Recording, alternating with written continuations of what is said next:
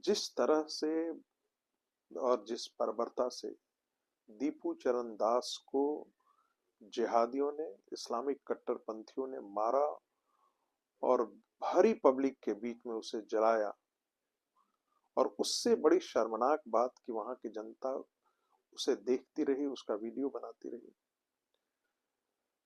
यह बहुत ही मानवता को शर्मसार करने वाली बात थी। उसका अपराध क्या था? अपराध सिर्फ इतना था कि उसके बारे में कहा गया कि उसने ईश निंदा की है। ईश निंदा क्या था? उसने कहा था सभी धर्म बराबर है, इसमें तो कोई गलत बात नहीं थी, इसमें किसी की निंदा नहीं थी। इसमें तो ये नहीं कह रहा था कि इस्लाम के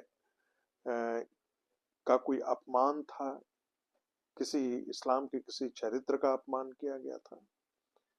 और मजेदार बात है कि पुलिस उसे मारने से पहले, वो पुलिस की लगभग पुलिस उसके पास थी, इसके बावजूद भी लोगों ने उसे खींच करके उसको मार डाला।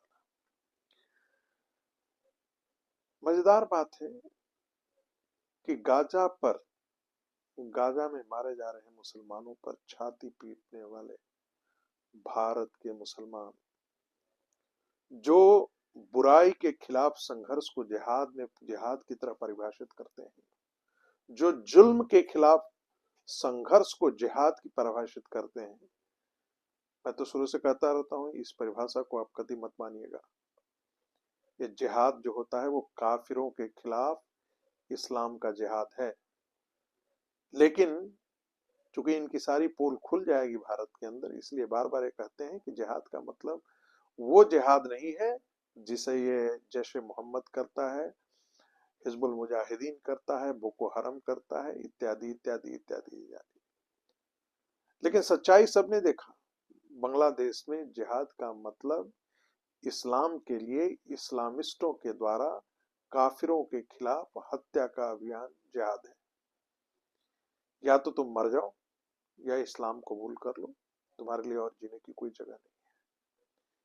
पिछले 1 साल से बांग्लादेश में यही कुछ हो रहा है।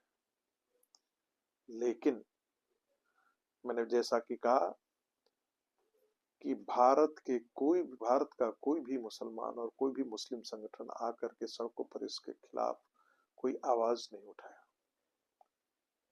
किसी ने नहीं कहा कि यह बहुत गलत है, ये इस्लाम के खिलाफ हो रहा है। गाजा पर तो वो आंसू बहाने के लिए आ जाते हैं, छाती पीटने आ जाते हैं, कहते हैं बहुत बड़ा मानवता के खिलाफ जुल्म हो रहा है। लेकिन बांग्लादेश में मुस्लिम कट्टरपंथियों के द्वारा, जिहादियों के द्वारा